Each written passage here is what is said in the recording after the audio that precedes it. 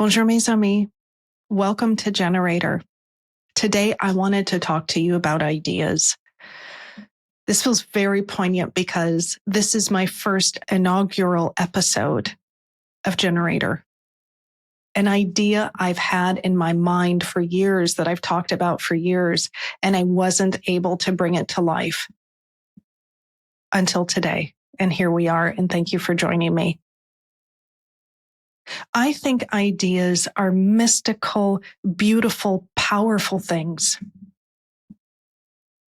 And most importantly, they give us an insight to us, to the future version that we wish.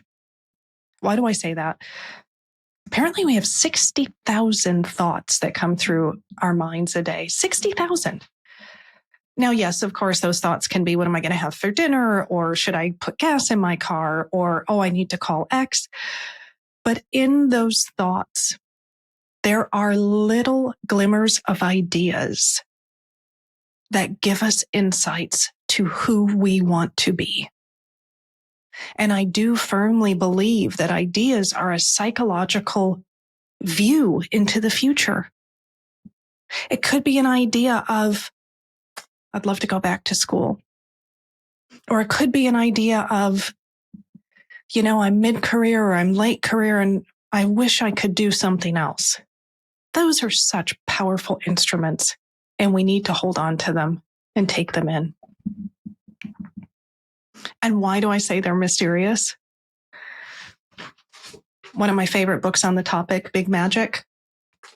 If you have not read it, highly recommend. I talk about this book in my memoir about how my most significant idea started. Welcome to GenerateHER. I'm Jane Bertch. I spent the first half of my life working in a corporate organization, and then I decided to trade that all in to become an entrepreneur. Yes, here in your favorite city of Paris, France. And today, I hope I'm a guide on your journey to personal reinvention and transformation.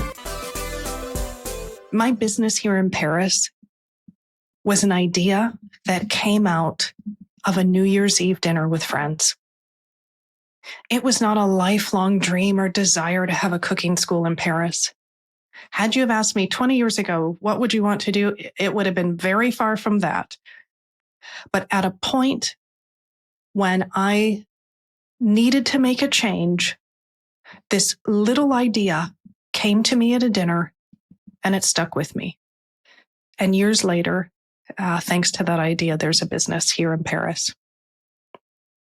So I've been talking a lot about ideas, a lot about what we do with them. How do we mature them? Why are they there? What about the ones that we don't bring to life? What's the point of them? So today I want to spend time on 5 themes about ideas. This is the world according to Jane. But I do believe we've got 5 themes with ideas. 1, ideas are energy. We're going to talk about that. Sometimes they choose you. 2, some ideas are born to die. Some are not meant to be fulfilled, and they shall not be an albatross around our neck. 3, some of your best ideas can indeed come from pain and uncertainty and darkness. All is not lost. 4, an idea can become a dream if you plant it in fertile soil. And 5, it's going to sound so simple. The best ideas, the most wonderful, profitable, enormous ideas are the ones that start. So let's start with number 1. Let's talk about ideas as energy. And I referenced Big Magic by Elizabeth Gilbert. She talks about ideas as these little wonderful entities that come to you. They want to be born. They want to be realized. This is their purpose in life. And if you don't do that for them, they will move onwards. I love that concept for so many reasons. One of which, it lets us know that there's still magic out there. I choose to believe that. I choose to believe that these wonderful ideas that I have not even considered will come to me, and it's up to me to bring them forth. I also love that because I meet so many people who've told me they haven't found their big idea, their big dream. You know what? It's coming. It's on its way. You just have to be ready to entertain it when it gets there. And if you look hard, maybe it's already been knocking at your door for the last years. Maybe it's already been trying to be seen by you and you haven't given it time. So I love the concept of ideas as little entities. So what I've learned are some of the best ideas can come out of the blue. They can come in quiet moments. They can come in coffee dates with good friends where you're vulnerable and you're playing with different concepts in your mind. The trick is to remain open and listen and welcome them when they arrive. How many times do we have ideas during the course of the day that we talk ourselves out of it? That we think, oh, I can't do that. Well, you can. Oh, somebody's already done it. That's great. To me, that's proof of concept. Oh, it's too late. It's never too late. It's never too late to bring an idea to life that you believe in. Oh, it's not practical. Well, it may be as impractical as a gal from Chicago starting a cooking school in Paris.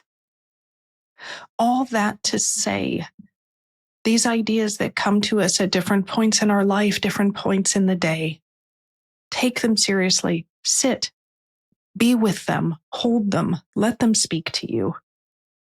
If I ask you to stop the podcast right now and just have a little reflection point, have you had an idea that chose you? Have you had an idea that came to you out of the blue? One that you hadn't even considered? What was it?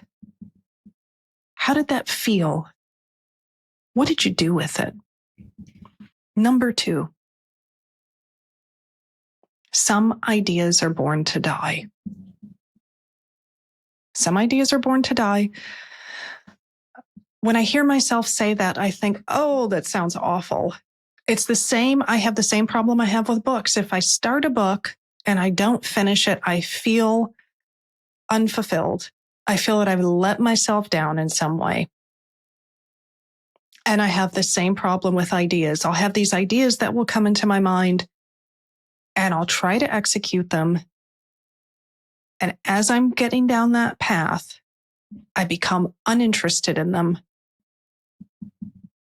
not committed, inconsistent, and they die away. And I beat myself to death over it.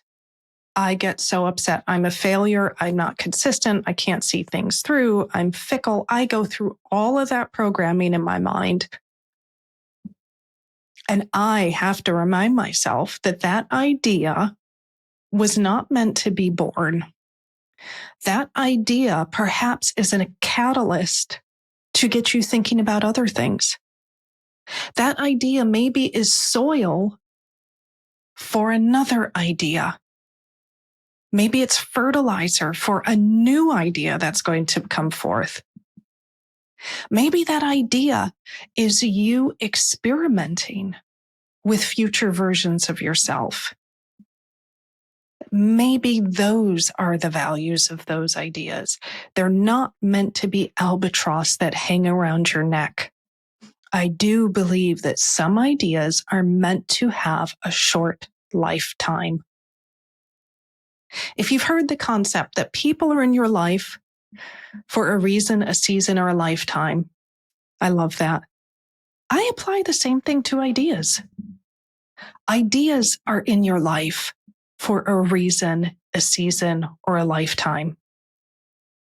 So let's be okay when their journey changes. There's nothing wrong with that. Each one can move you closer to some other goal, and maybe they're just meant to be a shepherd on a small part of that journey. That's what they're there for. So if you've had to let go of an idea or it didn't pan out like you hoped, don't beat yourself up. Step back and think, what was the value of that idea? Why was it there? What did it teach me about myself? What role did it play? And if I give you a small reflection point, what idea is hanging around you now that you need to let go of? What idea now do you need to part with? Do you need to say, thank you? You're not serving me anymore. Or you've played your role in my journey onwards. Thank you. I will let you go now. What are those ideas that you need to pull out and thank them for having gotten you to this place? But tell them you don't need them going forward. I want to leave you to think about that for a second. You might just create space for something new. Third, some of your most creative ideas can be born out of pain and fear and suffering and hurt. I know this very well. Using my own personal circumstances, La Cuisine, I know, in hindsight, came at an inflection point in my life where I had been through traumas that left me feeling unfulfilled and uncertain of where I belonged in the world.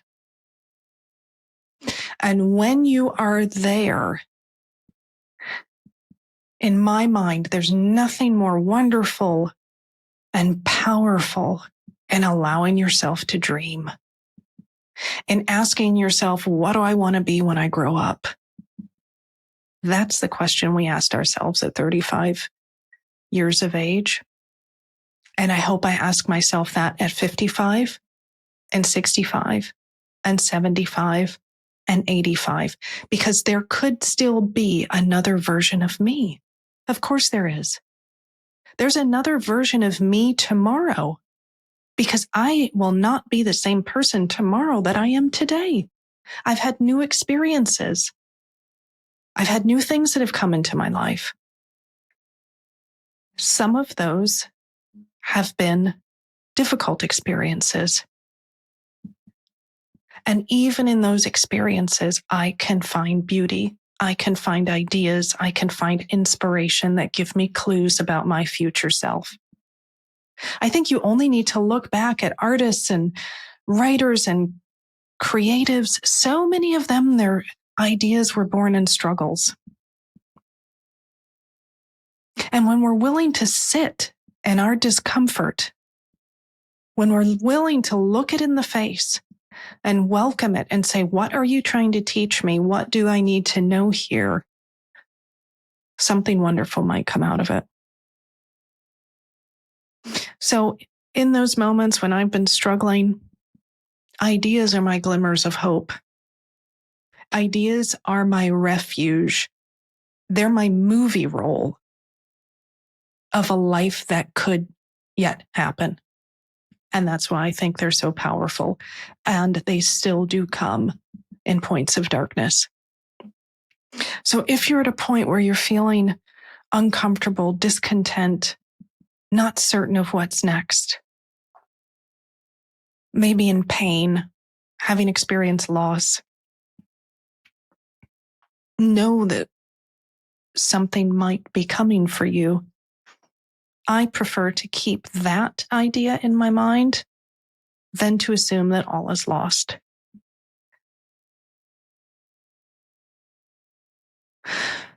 So, reflection point. Think of a time when you've had a really challenging moment, a really challenging experience. Were there any insights or ideas that came to you out of that? And if so, what did they tell you? What did you learn? Number 4, An idea can turn into a dream if you plant it in fertile soil. An idea can turn into a dream if you plant it in fertile soil. Why do I say that? You may not have found your life's purpose yet. You may just have found these sparks of ideas that are interesting to you. And I share that. I know that feeling. But when you get those sparks of ideas, what do you do to nourish them? Where do you plant them? And when I say nourish them, I mean give them the best chance they can for survival. That's it. And that includes seeking out resources that can help bring them to life. That includes fighting those inner demons that tell you that you can't do it, or you don't have the experience, or you have too much experience, or you don't have the skills, or your skills don't match. Fight those off and think about, where can I plant my idea in a supportive environment? And if that environment is outside of you right now, if you can't get your act together to support it, find those wonderful people in your life, those relationships, those friendships that are willing to be an accountability partner and help you birth an idea. I have had so many ideas come to life thanks to friends. Thanks to people that knew this was important to me, but I was struggling to do it, and they pushed me onwards. One of which is thanks to this podcast. Whatever the idea might be, think about, how can I help it flourish? Is it dedicating time to it every day? Is it setting up meetings? Is it reaching out to people in your network that you know that can help you? What is it that you need to do in planting that idea in fertile soil? And once that idea is planted in its fertile soil, we're going to use a little gardening thing here. Once it's planted, tend your garden. We know that weeds pop up quicker than flowers, and sometimes they look so beautiful. Pluck them out. That weed can be somebody that is not supportive for you. That weed can be those things you're telling yourself that are not serving you or your idea. That weed can be a hostile environment that you're working in. Pluck them out. Keep your garden clean. So if I ask you to stop and reflect for a moment, what does fertile soil look like for you? What is that? Who is it? Is it journaling? Is it people? Is it a community of business leaders? What is it? A community in your local church? What is fertile soil to you, and how do you get in it? And last but not least, number 5, the best idea, the most wonderful idea, that extraordinary idea is the one that started. It's the one that started. It's the one that we took time to say, I'm going to invest in you and I'm going to move forward and see where this gets me. And I want to hark back to what I said earlier. If on that journey of exploring that idea, we decide this is not the path I want, that's okay. But that still becomes the best idea because it will lead you to clarity. Or it may prompt a new relationship, or it may prompt another idea. That's the value. But the point is, you must start. You have everything in you to start. And I do believe if you have conceived that idea in your mind, you can hold it in your hand. If it's come to you, it can be born from you. It may have chosen you, but you have to start it. You have to start it. So my reflection point there, I'd love for you to think about, what is that little idea that's with me that I haven't started yet? What happens if I put 1 or 2 steps to starting it? What would happen?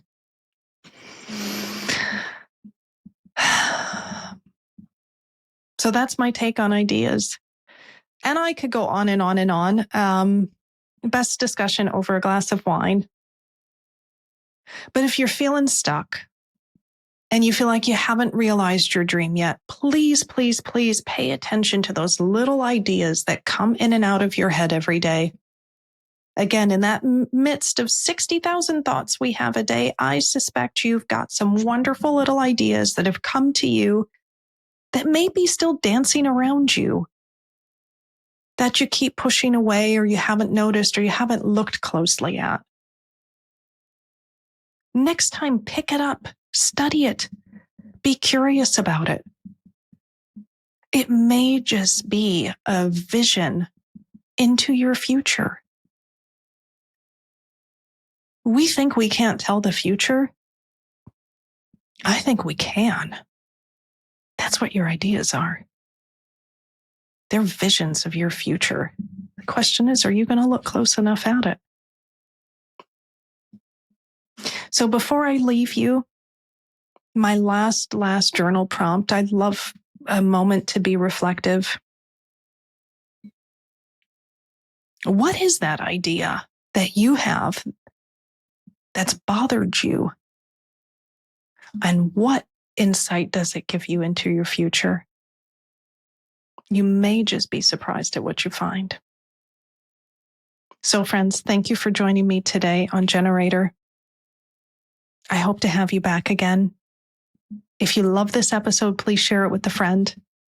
And don't forget, if you love journaling, I've got a 30-day of journal prompts on my website at janebertch.com/journal. See you soon, friends.